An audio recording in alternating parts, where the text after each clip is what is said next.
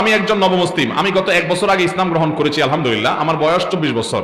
আমি আর্থিক সমস্যার কারণে পরিবারের সাথে থাকি এবং খাবার পরিবারের সাথে খাই। এটা কি জায়েজ হবে?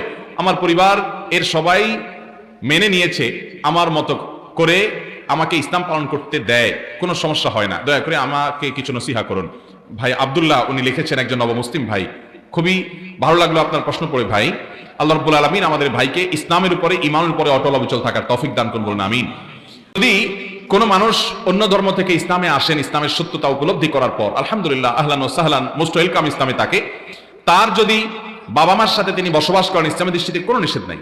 তিনি বাবা মার সাথে শুধু বাবা মা কিছু হারাম কিছু খাওয়াতে চাইলে সেটা উনি খাবেন না, হালাল কিছু বাবা মাকেও খাওয়াবেন, বাবা মা থেকেও খেতে পারেন, তাদের সাথে যৌথভাবে বসবাস করতে অসুবিধা নাই। বিশেষ করে সেখানে যদি তার ধর্ম পালনে, ইসলাম পালনে, নামাজ কালাম ইত্যাদিতে বাধা সৃষ্টি না হয়, তাদের সাথে থাকাতে কোনো সমস্যা নাই, বরং বাবা মার সাথে আরো সুন্দর আচরণ করতে হবে।